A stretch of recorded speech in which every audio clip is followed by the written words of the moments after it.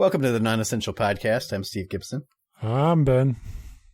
I'm Ben. Ben Bennerson.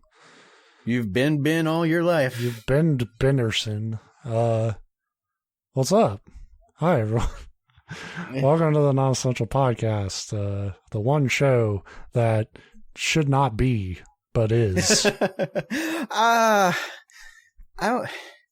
very into like the self-deprecating humor, especially in regards to our show. But I've listened to some podcasts. It should not have happened. Yeah, I wouldn't say we're the only show that shouldn't exist. Well, unfortunately, I brought a special guest today, famed serial killer. No, future serial killer. The sad thing is, there's probably a podcast where it's just interviewing serial killers. I think we should do the responsible thing and interview people that want to become serial killers, but before they do, but then don't turn them into the authorities. Not until we publish the episode. Well, not until they've become serial killers. I would actually love that. Nothing would make me happier than having somebody on this show for 30 to 50 minutes while I call them an idiot. You know, it's like, yeah, dude, we're all fucking sad and disconnected. It's 2022. All right? You don't get to fucking kill people for that. I wanted to have a sense of control. I said, but in a sense, you were out of control. And they're like, fuck, you're right. You've turned my life around. Then they flipped the switch on the electric turn our show into a commercial for successful media, but have you watched The Patient on FX? No, it looked really cool, though, from the previous. It's fucking rad. It's like it doesn't, a lot of serial killer shit really gets like wrapped up in like the blood and gore part of it, and this one doesn't do that. So when violence does happen, it's like slowly built up and it feels like the most intense shit. Great show. Only one of the few shows where I would say my biggest complaint is each episode's only a half an hour.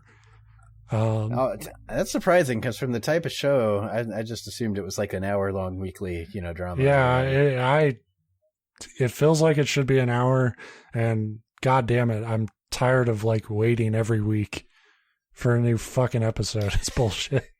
See, that's why I hate finding out about good stuff during good stuff. I like to be the guy that like 8 years after everybody else watches it, you're like, oh wait, this is good. Yeah. And then I can watch as much of it as I want. Like, I've mentioned it 100 times, but I'm just finally started watching Mad Men, the show that's like 15 years old now, I think. Yeah, get a couple seasons in, you're good.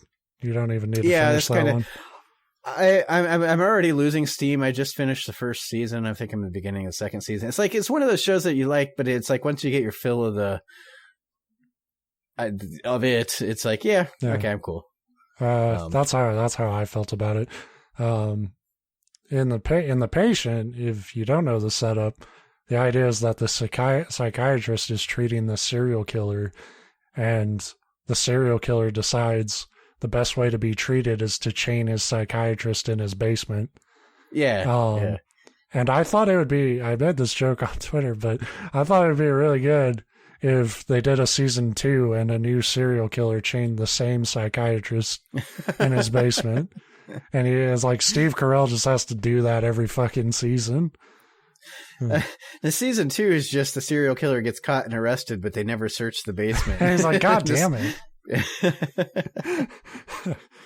Like they arrest him in the room with Steve Carell, and everybody just forgets to unlock him.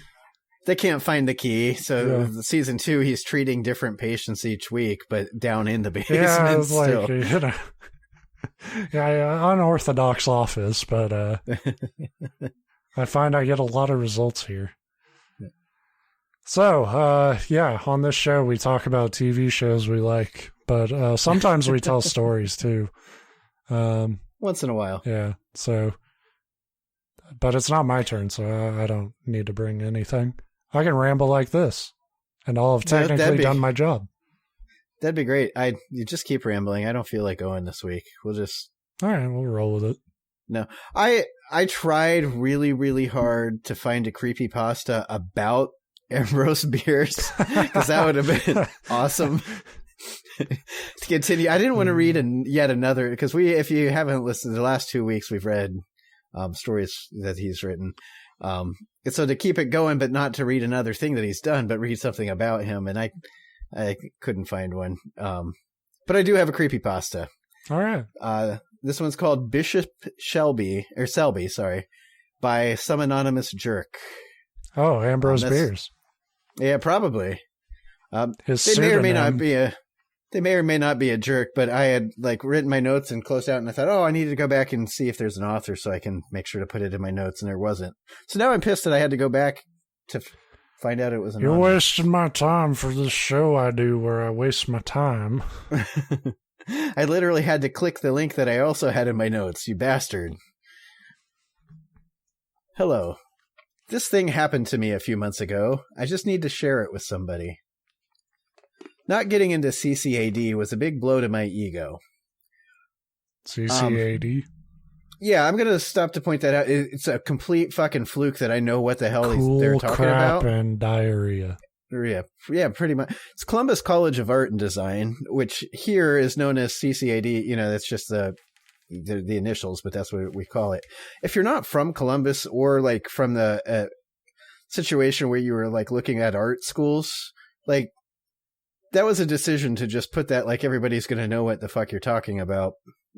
They don't, but it's a pretty big art school in Columbus, Ohio. So CCAD, but they didn't get into it, and it was a big blow to their ego. Since I received that news, my plans of where I might go from here with my life have been shot to shit. Many of my never do that. Yeah, never put your future on one school. Yeah, especially that one is a pretty hard school to get into. That's why they're a good art school. They're not like the one I went to that they'll take anybody as long as your check's clear. The CCAD, you actually You know what? Fuck that. You know what? My money should count as much as any genius out there. That's how the world works. Yeah. Very much so. Yeah, I was going to say, there's a lot of probably unqualified dicks in CAD. Well, yeah, the other part of that is a prestigious art school tends to be full of kids that came from backgrounds that allowed them to hone their skill because their families were rich, and you would have... Because their fucking grandfathers were friends with the dean, and they had a secret cult that worshipped owls or some shit, and they jacked off in the woods. I'm just...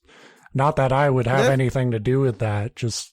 But that sounds like peak 70s, art house, performance art right there you just described. So maybe they do deserve to get in. Yeah. Maybe I do. I have the costumes. Many of my days revolve around half-heartedly documenting the lives of my friends with photography. Perhaps it's that I'm not good, or that such a style of art doesn't appeal to the school. Some might not even consider it art. I'm not sure it is. So, a very self-conscious artist, so they probably are the best artists in the world. So the harder you are on yourself, the better your art tends to be. Yeah, typically, if you don't believe in yourself, that means no one will ever see how great you are. Yeah, a lot of the times it's the artists that are like, I am so great, I studied at this school and I know this, but I'm even better than and you look at their stuff, it's like, what the fuck is that? Yeah. So anyway, with no direction in my life, my parents made an executive decision to take me to preview a college called OWU, which is in the middle of nowhere, Ohio, and obviously doesn't have as strong of a photography department as an art school would. Now, I don't want to say that my parents embarrassed me, but my parents embarrassed me. So after much convincing on my part, I took the road trip from Indiana to Ohio with a friend, Andy. The only stipulation was that I had to document my trip. And call him Dandy. Dandy Andy. Man with the candy. Oh, now it makes it sound sinister. Man with the candy and the plandy. I like it though because kids say he's a bad Mandy. It's more. It's funnier to me when you start to get to words like Mandy and Plandy, that because the other words are actual words and they're real rhymes, and now you're just like, it's a half rhyme that I'm adding D to the end. I'm running out of shit. Okay. On the way there, we shot the shit about life, drinking, women, drinking with women, drinking women, normal high school stuff. It was turning out to be an okay day, but Andy would occasionally bring up photography in college, subjects I didn't want to talk about on my way to check out a college for photography, I guess. I get it. Don't bring it up. Andy may be a good listener, but he doesn't understand how to be sensitive to a situation. So he's just driving like, yeah, your shit sucks, dude. I don't know why you thought you could get into cacao. What good is going to this OWU school going to do you? It's not worth shit anyway. Yeah, maybe they'll teach you how to make that shit blurry so I don't have to look at it. What? I'm listening. I'm a good listener though. No, I'm hearing you. It's just dog shit. So I'd shift the discussion to music. Then he'd tell me about new bands I needed to listen to, and then I'd promise that I would, but I wouldn't. You see this album cover this band guy? They got a real photographer for it. You could never do something like that. I like Andy. I like Andy the dick. Yeah, Dandy Andy the impossible asshole. The documentation of this trip was supposed to be the total package. I don't know what that even means. The school, gas stations, where we ate, surrounding areas. Oh, he's explaining it.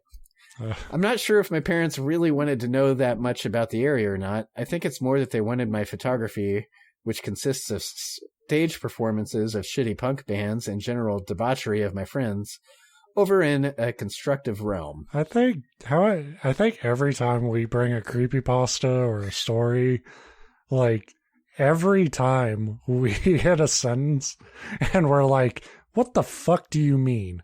And then they tell us immediately after. I know. I feel like my wife, I've probably complained about it on the show before. Watching movies with her sometimes, like, they'll have a scene and a character will say something that's clearly meant to allude to something that's going to happen. Yeah. But they haven't explained yet. And she'll be like, what are they talking about? It's like, I don't fucking know. We're watching the same damn movie. I have the exact information that you have right now. Like, but this is literally just like, that's suspense. This is literally just like, I want to be like, the fuck you mean, Yeah. And then be like, you mean that. Okay. Okay. My bad. Whoops. Got a hair trigger. Sorry. So they didn't want him taking pictures of his friends doing punk stuff. They wanted landscape or street photography, whatever. This wasn't the way to do it. The first thing I shot was Andy and myself with my gun. The end. Oh. In front of the car with a timer and a tripod. After all, it was technically my first day going to the school, even though it was just a college tour. And it's tradition to take a picture when you're packed and ready to go. I don't think you really need to justify taking the picture. You're a photographer. Yes, but I'm a bad one. Don't look at me. I shot a few other things. The man at the gas station listening to rap with black letter font D on his shirt. I didn't get it, and he wasn't too happy to be shot. A giant dam that had some of those Irish rock walls in the fields below it. Oh, and abandoned farmhouses. One can't be a photographer without shooting abandoned farmhouses. It was around noon when I got done shooting those houses, and I was tired of driving. Andy offered to drive while I took a nap. I did just that. I napped. I woke up on campus, but not in a car. It was hot and humid, as if it had been raining. My shirt was wet with dew and sweat. My cell and wallet were nowhere to be found, and my DSLR, the new D5100 my mother bought me for Christmas, was no longer strapped around my neck. In its place was a beat-up black Ashi Pentax with a 50mm lens and no lens cover. Andy stole his shit? And swapped it for a camera that, out of context, I'm going to assume sucks, but maybe not. I don't know. After finding resistance when cycling forward in the film, I knew I had one roll of film loaded and ready. Some shots had apparently been taken. Good job, Sherlock.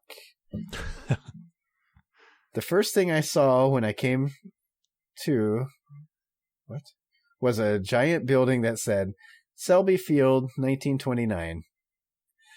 Unsure of how to orient myself after waking up, I just snapped a picture of the monolithic structure that towered above me and walked on to find someone that went to the school. It was only after taking that first shot that the shocking aspect of the situation set in. It was almost as if letting the light and shadow hit the photosensitive film allowed the situation I was in to process in my mind. Yeah. I desperately patted my pockets again, looking for my cell phone and wallet, which I already knew was missing. I do that sometimes. Like, you check all your pockets and then you, like, check them a second time. Like, maybe my big-ass wallet, I just missed it in my pocket that it fills up. The panic was really setting in. I began to think about what could have caused this to happen. I only remember going to sleep in the car.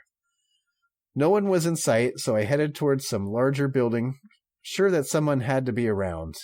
It made sense that the streets were lifeless as it was Sunday and shitty outside. This didn't ease my mind. I knew waking up with no recollection of how you got where you woke isn't good. Talking to somebody wouldn't reveal any good news. I came to a building with a sign that read Powerhouse, which looked to be a generator of some sort. Looked to be a bunch of bodybuilders. Yeah, I thought maybe a gay club, because that's a great name for a gay club. Fucking people just deadlifting all the time. I'm actually picturing the steel mill from the Simpsons episode where Homer thought Bart was gay. I don't know if you... I know you're kind of hit and miss with the Simpsons stuff, but classic. Nearing the building, it seemed to give off massive amounts of heat. It could have been that I just started walking and so my blood got circulating, but I started to develop a headache around that place. I even got a little bit of an iron taste in my mouth. Yeah, that's not like a blood normal taste. Yeah, this building that says Powerhouse, it seems to be a generator and is making me taste iron and get dizzy. I was going to say, when you hop into a room you hop into a room full of beefcakes, squatting, your body weight by 3, it's you're gonna get a little steamy, gonna get a little blood rushes places. Blood rushes, you feel things. It didn't taste like blood, but like I'd been licking a crowbar that had been left out in the sun all day. Do crowbars go bad in the sun? Like, I think they taste the same in the sun. They taste better. Yeah. Is it? It's like sun-dried tomatoes, like sun-baked crowbar. Farmers used to chew on them, As I approached the place in the off chance that some maintenance person would be hanging around, the feeling of iron and sickness intensified. Not wanting to pump my blood any faster than it was going, I tread softly away from the building. Close to the Powerhouse was a relatively nondescript building. I didn't hesitate to go inside. Somewhere in the chain of command, they'd know I was coming. What? Hey, I'm having a lot of trouble following this. Yeah. I think what they're trying to paint is a picture of waking up on this campus and, it's almost Silent Hillian. Yeah. But I don't get the here's a building that I don't know what it is. Let's just invite myself in. Somebody will know I'm on my way. It's like, what chain of command? Well, Biff Powerhouse will know I'm on my way. However, no one was inside. I questioned whether that was normal. They do have a relatively small student body and a good amount of space, so maybe people were just practicing elsewhere. Practicing what? I don't know. What the fuck are you talking about? He's trying the writer is assuming I have the dream logic of this character. Right. I can't follow it. I don't know what's pushing them forward, and I'm having a hard. This is actually one of those few times where I'm saying there's not enough detail because I can't even figure this. You said powerhouse. I imagined a fucking gym, and now my mind's gone. Well, yeah, and now I think it's supposed to be a gym. I think that's a practicing. And this next part will kind of allude to that, but it's like they forgot to mention that's. And again, I'm going to drag my wife. She'll do that. We'll be sitting here and we'll be talking about one thing. There'll be a brief pause and then she'll reference something completely different, but without telling me what she's referencing. For instance, we could be like talking about what we want to eat for dinner. And then she'll be like, yeah, they didn't have the paperwork today. And it's like, dinner paperwork? Domino's? Yeah, I'm like, and I'll say that I'll be like, what the hell are you talking? She'll be like, oh, the doctor's office. And it's like, you need to tell me that you're switching to the doctor's office topic. And she I was scared for a sec. They didn't have the paperwork for my cheeseburger. We'd love to give you your cheeseburger, sir, but the paperwork, we just can't find it. You have not filled out all the forms. Anyway. I assume they were practicing elsewhere. Now, I'm not sure what held me back from doing this, but I didn't yell out for anyone. Probably because it'd be really weird. Like, if I just walked into... Like, I'm picturing going downtown, and there's been times I've been walking in the morning, and there's nobody to be found. If I just start yelling, hello! Well, anybody around? See, I imagined this like he was on a campus or something. And like, yeah. So I that actually did happen when I was in college a fair bit. Where you would walk into a building and no one would be there. And as you're expecting somebody at a counter somewhere. And you all you have to do is be like, hello. And then somebody, kills you. Comes rushing back from the bathroom, clearly with like cocaine still around their nostrils. So, like, oh, I was doing something. Yes. Drugs. We have books. What book do you want? This is the cafeteria. I'm so confused. About the time I reached the basketball court, I realized I hadn't thought to yell out for somebody, or rather I was afraid to, as if it would be dangerous. I stopped dead near the middle of the court not long after shooting it. My creaking might have given away my position, as it was loud and old building. Stealth ballers. What the fuck is he talking about? Now I'm worried about giving. I was looking for people, but I didn't want to give away my position. But not the wrong people. I actually relate to that a lot. Yeah, if that's true. Not like a commentary about most of us on the internet, it is like, we want to connect with people, but not you. You're the wrong people. Then I heard a singular creak. It came from the stairwell I was just in. It wasn't that audible, but in the stillness of the place, a place that seemed trapped in another time period, it stood out like a freshman at a senior party. Sorry. I can't hold back my sighs. Did they actually write that? Yeah. That sucks. Yeah. It does. What a shitty fucking line. Doesn't it sound like something I would say, like, knowing how shitty it is? Like, man, you like school in the summertime. Like it's something that I would say to intentionally piss you off. Like, it did. Like, I couldn't even get a groan out. I was just like deflated. Like, I felt like we had a good vibe, even though I'm kind of lost with the story. Yeah. But now I'm pissed.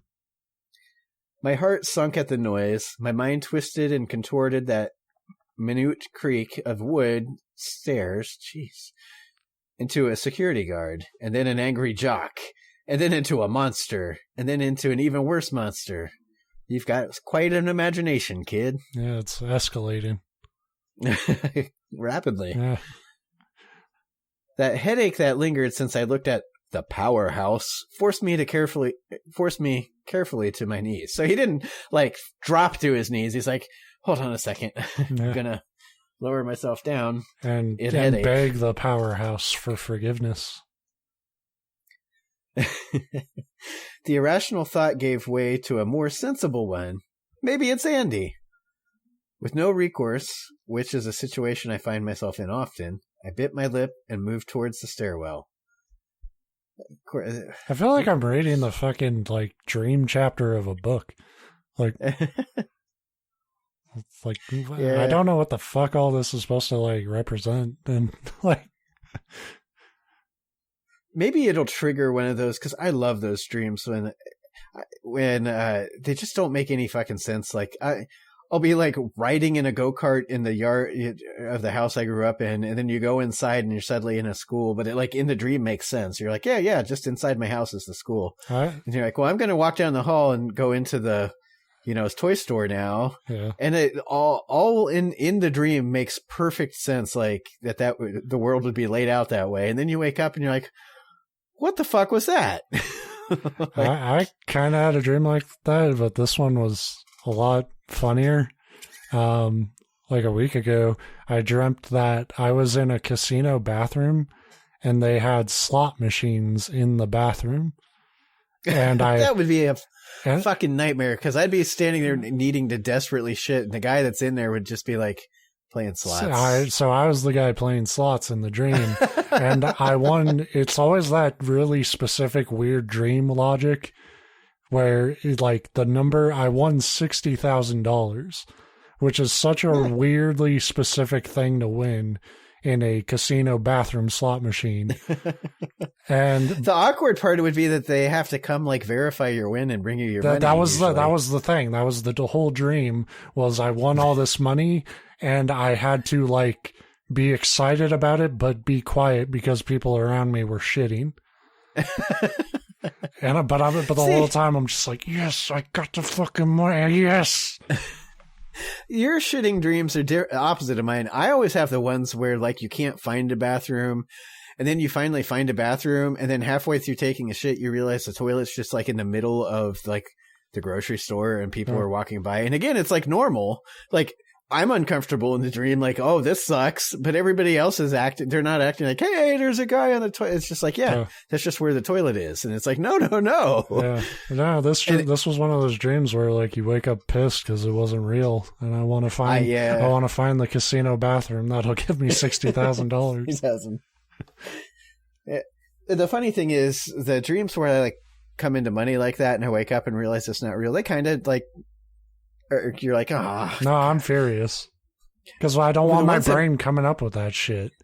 Like the one that makes me furious, like that level furious, isn't the money dreams. I always get these dreams where it's like, we'll have a house, and it's usually not like my actual house. Like in the dream, it is funny because you do have a house already. Yeah, but and sometimes it's like I'll dream about the old house I used to have, or sometimes it's just a house, but in the dream it's like your normal house. But it goes back to almost what I said when we started talking about dreams, where it's like, oh, this is my house. We've lived here for 5 years. Oh, I've never looked behind this door. And you open it up and it's like, holy shit, there's like a whole nother like 3,000 square feet of house back here. Awesome. And then I wake up and it's like, I don't have a secret door with more room in my house. Like there's no hidden indoor pool. Damn it. And now that's a very common like theme of article that you come across on the internet, usually with apartments, because with a house, it's very hard to have a hidden room in a house, at least on the house budget that I live in. Yeah. Because there's not that much space. It would be quite obvious if there was a room behind a wall somewhere. But I've seen articles like that where people are like, oh yeah, I noticed a draft coming behind like my bathroom mirror. So I took the mirror off and there's a whole separate apartment back here. And it's like, why don't I ever find a second house in my house? Why can't that be me? Anyway. So he hears a noise in the stairs and decides his only choice is to go check it out. As I got close, I heard creaks again, clear and crisp steps going progressively up the stairs. I followed them to the top, where I found an odd dead end. It was as if something was planned for this floor, but not executed. Kind of like this story. Looking out the window at the top of the stairs felt strange. It was as if I was looking at some optical illusion with no payoff. Like I was being tricked, but everything made sense. The best way I could describe it was like the magician, Teller, stomping out a cigarette and lighting another one when it's really the same cigarette. Mm-hmm. That's a good magic trick if you haven't seen it on YouTube. I have not. It's just a breakdown of how sleight of hand works. And so he has a profile angle where he's like facing to his left, and he does this whole trick of like maneuvering the cigarette. And it's all kind of lit up like noir a little bit. And then they flip him around to the other side to show him like tucking the cigarette into his ear and shit. Yeah. It's pretty good. The end result was the same, but something in the process of the light beams going through from the object to my eyes was off. I felt like putty and had the sudden urge to use the bathroom and play the slots. You son of a bitch. You stole Ben's dream. Yeah. Recklessly, If you hear a toilet flush, I'm suing the fuck out of him. I love how he opens this sentence. Recklessly, I moved down the stairs looking for a bathroom. That's the best painted line in this story, because I can picture that where you suddenly have to go. Where you're like, it's like Dr. Jekyll turning into Mr. Hyde. You're just like smashing shit along the way. Don't care who sees you. Don't care where you're at. You're just like, gotta get the bathroom right now. I get that. I found only lockers, so I shit in one. No. So I found only lockers, so I entered the boys' room. It was so dark that I had to use my external camera flash to find my waypoint at points. Something is off. Wait a minute. Okay, I was confused. I was like thinking that the flash on his phone is like, you said you don't have your phone, but he means the flash on the camera. Okay, cool. Something is off about the photos I took there that I didn't notice at the time. I was getting ready to piss and rinse off my face with fresh cold water. Fresh piss. Yeah, apparently, because I thought you couldn't find a bathroom. I'm so fucking lost in this story, dude. Like, I was looking for a bathroom. All I saw was lockers, so I went into the bathroom. And I know I'll fucking edit it, and it'll be, oh, okay. Like, yeah. They did mention that, but like, no, I don't think you will be listening to it live. Like, I have no fucking idea where this person even is. I'm pretty confident that feeling will persist. Maybe not as much on a second listen through while you're editing, but like I said, it literally says I was looking for a bathroom. All I saw was lockers, so I made my way into the bathroom. All I found was piss. Yeah. He took a piss and washed his face when a loud sound of a locker opening jostled my senses. Do lockers, like, are they loud when they open? Absolutely. That is something I do remember from, like, high school, and I didn't really have a locker in, like, college, I guess. So, yeah, just high school. They're loud as fuck. Even if you're trying to open them quietly, it's like moving that little switch is like, ka-chunk.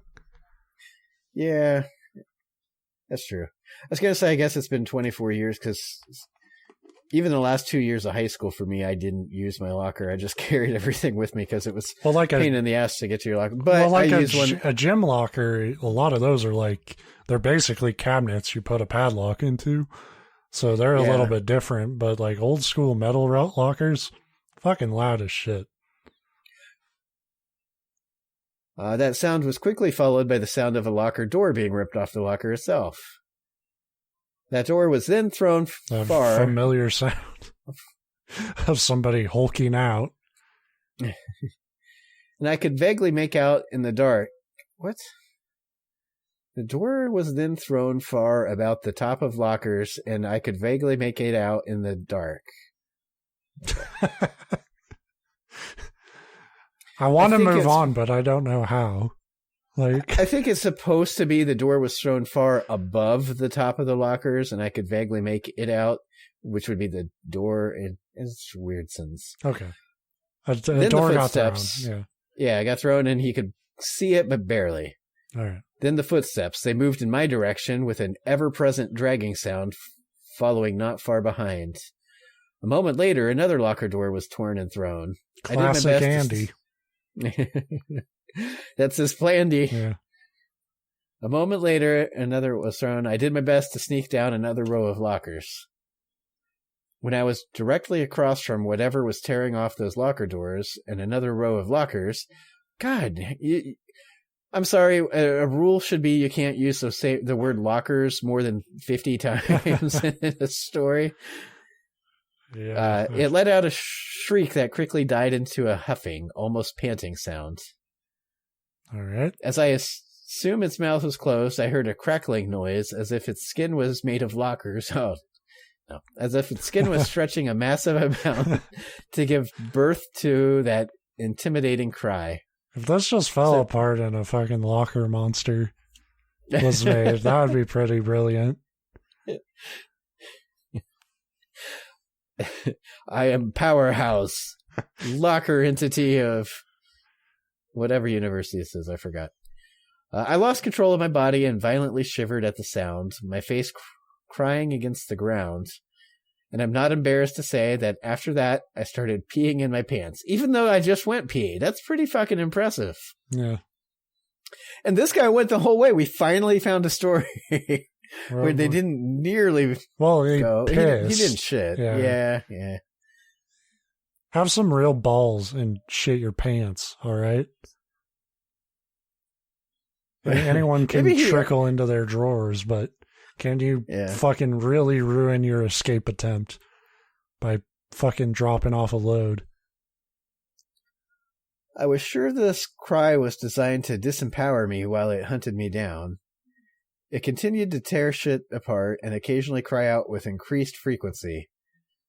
In between shrieks, I crawled under the wide locker benches, through 100 yards of the most foul-smelling piss and shit, whatever the line from Shawshank is. I don't know. You nailed it. Just running through a bunch of piss and shit. I love that narration. Did I sound like Morgan Freeman? Did I nail that? Yes. Yeah, he mumbles and he sounds like a nasally white guy that mumbles. That's why he's so famous. Yeah. As the shrieks round the corner and start making their way back in my row of lockers, their power intensified. They began to fog my thoughts and force my eyes closed. They had the effect of viper poison, but in audible form. I struggled to keep my eyes open as it approached my tear. Oh, keep reading, Steve. It's just as it approached my tear, sweat, and piss stains. It stomped on the stains with a hooven foot barely viewable under a robe, and it drug Andy by 1 foot. Oh, hey, Andy made it. That was the last time I saw Andy. His face being smeared through my piss stains. Just like the old times. His face looked as if he had been curb-stomped by a gang of thugs. His arms were broken, alluding to a pointless defense of his head and As face. As established, Andy had a very big mouth. By the way, I should point out this is just how Andy looked. I'm not saying he was beat up. Just describing his normal face. I blacked out then, waking to a pile of puke beside my face, and an indeterminable amount of time later. The thing seemed to be gone. A blood trail was left leading out of the locker room as if Andy's body was a paintbrush loaded to the barrel with Alzarian crimson paint. Just say fucking red paint. Well, that's a Bob Ross fan writing right there. Yeah. You know, and I respect it. I think he's just like still bitter he didn't get into CCAD. Yeah. And he's like, see, I know my paints, you fuckers. Let me in. We're gonna do a little timber brown for the shit stains in my drawers. Happy little skid marks. And these are your pants. You can poop in them wherever you want. That's okay. Just have fun with it. Just have fun with it. This is my favorite part of the process here. Just crapping.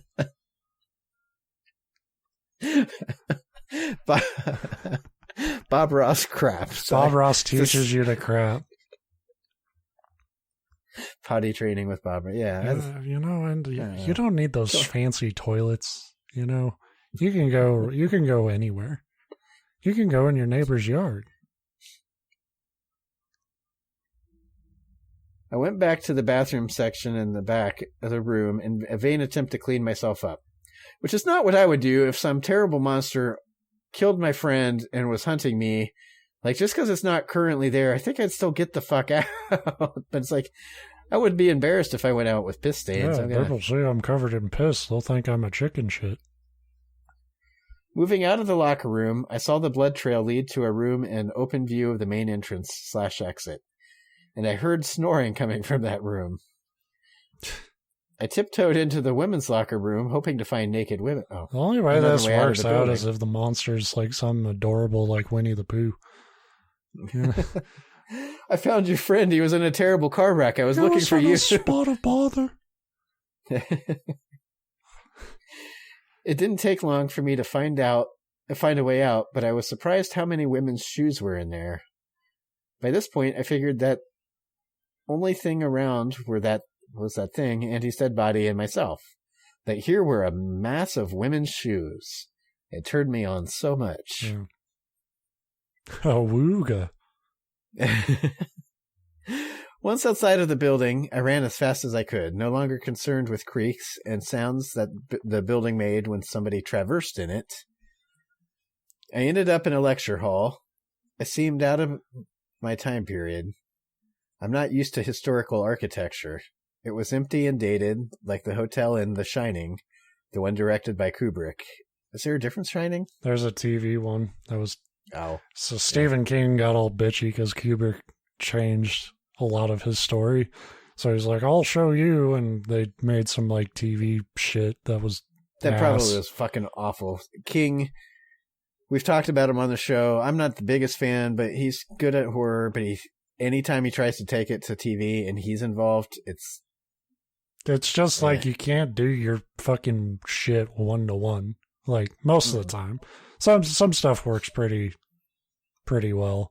But The Shining is a fucking classic. So I don't think this person needs to specify The Shining like Kubrick, but... Well, maybe the lecture hall in the TV group, the TV Shining was like a modern sleek building. It's like, not that modern sleek shit. This was historical architecture. Yeah. The experience was, for lack of a better word, backwards. When I reached the second floor of the building, I began to wonder what I should do. Probably shouldn't have gone into a building fucking in this do case. Just about like, what? I'm not even following what is happening. Like, well, right, like there's a monster. I mean. That's as far as I've gotten. And at this point, what are you looking for in a building? Like I said, my goal would be to get the fuck as far away from that place as I can. Yeah. Going into the next building and just like wandering around upstairs. Clearly there's a horror afoot. So, right. What, like, are you open another building you can get help? Like, they own the buildings. Get away. I could be anywhere on campus, but I seemed trapped in another dimension. I wondered why I even bothered. So, like, is he still wondering if this monster in this deserted gym is just like a regular part of the school? Yeah, like, maybe you're the weird one. Yeah. They were going to go to school, and you and Andy just stormed in. I wondered why I even bothered going upstairs in such a place. Well, you and us both. Yeah. I just documented what happened to the best of my abilities. Then I heard the front door open. I looked for a place to hide. I entered a single bathroom. You love bathrooms. Maybe this is where he shits himself. Come on, fingers crossed. Doesn't count if it hits the toilet, it's a penalty. So I entered a single bathroom with a door that led to a seemingly hidden area. Not very well hidden if it's behind a fucking door. Everything was covered in dust. I shut the door and turned on the light bulb to find boxes, crates, and a ladder that led to a hole in the ceiling. The crates had what looked to be old-timey booze. You gotta... I swear to God, if he climbs that ladder and there's more rooms, it's like you gotta stop adding rooms and buildings to this shit and tell your story. Right. But at least he found, now it's speaking to me. He just found some old-timey booze, like bathtub hooch. All right. Oddly. Share your drink out of a jar. Hell yeah. Mm-hmm. So I just started drinking, because why the fuck not at this point? No. Oddly enough, the boxes had prohibitionist propaganda signs, banners, and whatnot from a long time ago. I didn't have time to analyze what it was. I just climbed up the ladder in fear that the creature had followed me. I didn't waste time documenting where I came. I hate that he keeps calling just taking a fucking picture as documenting. For my files. Time documenting where I came out, but it had signs indicating it was the administration building. I was on the first floor. I exited a different building than I entered. I seem to have climbed up to the first floor of a building from the second floor of another building. I'm not going to map this out. I don't care. Like, you know, just fucking set the tone with a setting. Like, if you do a good job with it, you won't have to explain all this shit. Well, right here he's trying to explain that the supernatural occurrence of, you know, basically passed through a portal. Like, he shouldn't have physically been able to come out where he did, but he did.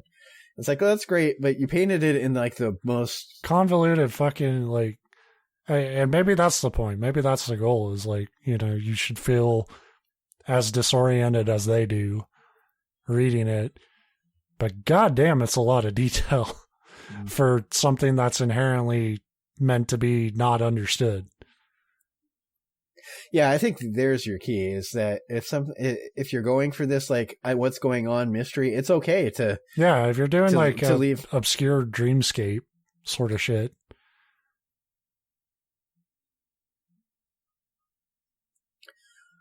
I ran north, I think, and found a creek. I followed it up the hill until I saw it in the distance. In a robe, with a goat-like horn coming out of a broken skull. I don't think it saw me, but I ran. I ran all the way past Selby Field to a walking path, which I calmed down at. Why the fuck would you calm down? It's like, woo! Because, this monster that so far stalked me everywhere I went. Now I'm somewhere different. Looks like I survived that one. Here on this walking path where I'm clearly quicker. No sooner had I calmed down when I heard someone or something coming up the other side of the path towards me. I turned around, and long story short, I ended up in the administration building again.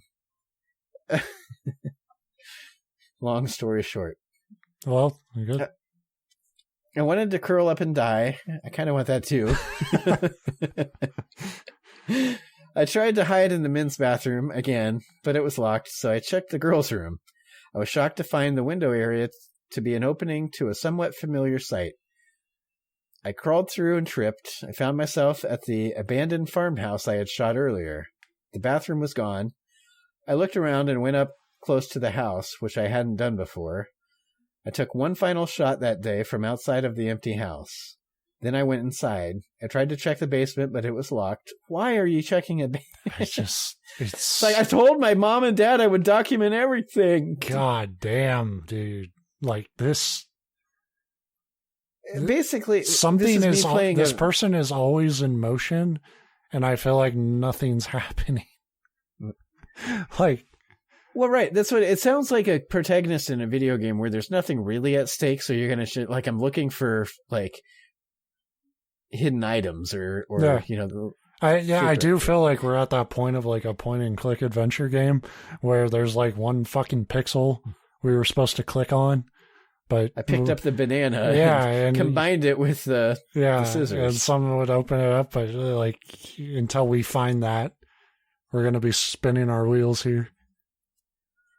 Then I checked upstairs. I heard rustling outside and caught a glimpse of that thing out the back window and freaked. I ran to the other side of the upstairs and saw my car in front of the house, conveniently. I opened the window and dangled myself out. I like it's to brace myself from the impact of jumping, but now I'm picturing he's dangling himself out, like wiggling his ass at this creature. I thought he was like dangling his fucking junk. Like, I waved my dick at the monster. I got him. I dangled my dick out the window to just test the air velocity. You know, like, can I make that jump? Yeah, or will the wind carry like a me? windsock? Yeah. Will it carry me towards my car or towards the monster? What if like golfers did that? Like instead of like flaking up grass in the air to test the wind, I can unzip. Which way you blowing, little buddy? Yeah. I think we're getting some gusts. Anyway. Dangled myself outside, braced for impact to jumping, when its shriek dropped me to the ground. I limped into the unlocked car and the key was in the ignition. It started. I drove off. I stayed at a hotel. I showered. Like everything's normal now. At my hotel. Now that I'm in the comfort of a Motel 6. Like, I don't care how long the car ride was. After that shit, I'm driving all the way home. Like, I go to a motel. Yeah. Maybe he didn't like his parents that much. Yeah. Go to a motel, order pizza. Think about ending it. I showered. I had the film developed. Some of the shots I took on my missing camera were on the film in the analog form.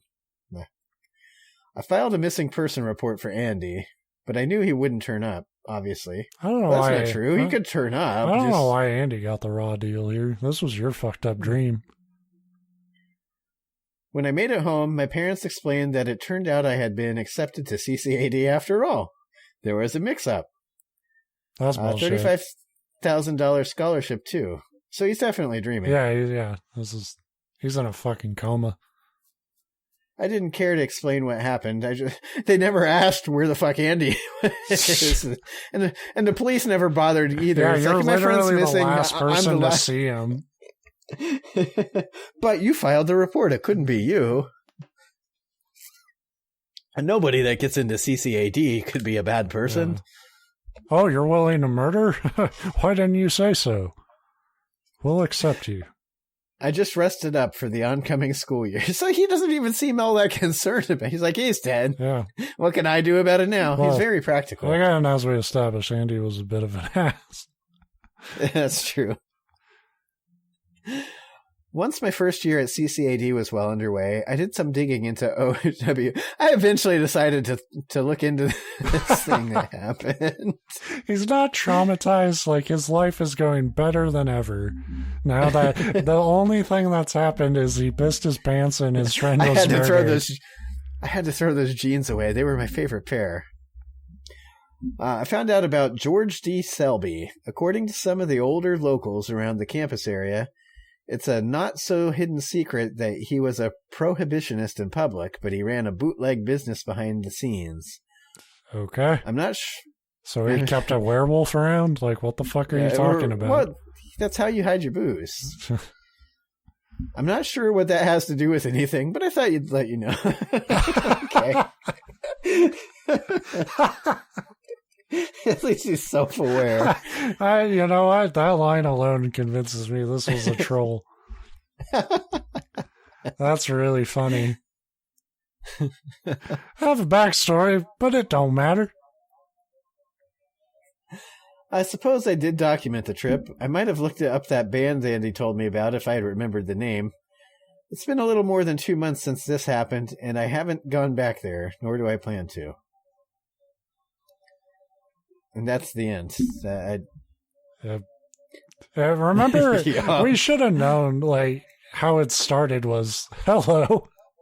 Hello. Yeah.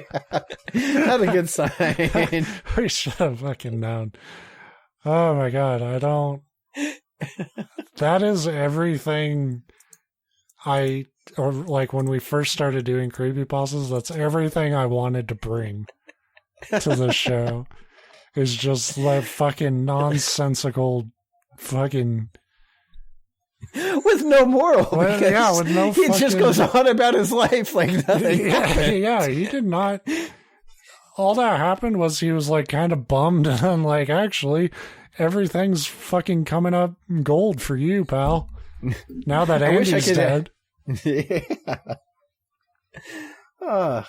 That's ideally, like one of the key tenets of storytelling is that your protagonist is there's supposed to be some meaningful change from the beginning to it. Doesn't have to be some real deep change, but it has to be something like there's a journey that the protagonist is supposed to go on. And Steve, his pants were wetter by the end. He realized he had a fetish for women's shoes. Yeah. Like they don't explain. That would be the Silent Hill thing. Seeing a mountain of women's shoes, that's just, you dig feet, bro. Like, yeah, it's like it's reading his psyche. It was trying to tempt him to stay in that room. That's the thing. There is like a Silent Hill element of like what this story was going for, but fuck, like I'm gonna have to reread it to myself. And, like, I know I'm not going to get more out of it. Like, but I feel like I've been hit in the head. It's, I have no idea. Do you taste iron? I have no idea. Yeah, I'm fucking sucking on a crowbar in the golden sun. What? Stay out of the gym. Yeah, but go to Powerhouse. I love that it's just Powerhouse. And it's probably what they called. It's rooms. Like before I have a stroke, I'm gonna just say Powerhouse and die. It's like your rosebud of whatever. Yeah. And people are like, "What's it a reference to?" One really fucking weird story on the Creepypasta fandom. All right, well, fuck it. Thanks for the story, anonymous friend. Jerk. Yeah. And I feel less bad about calling you a jerk. Yeah, totally. That was rude what you did. Maybe that's I would actually respect it if Creepypasta as a community started planning stories to fuck with us specifically. I'd be honored. Yeah, frankly. A little bit. I like to consider myself a friend to that community. You couldn't tell by anything I've done involving creepypastas. But, it's always fun. So, thank you for listening. Maybe we'll do something else next week. Maybe we should get away from these for a while. I need to calm down. I'm not making promise. Well, I should make promises because it's your turn next week. Yeah.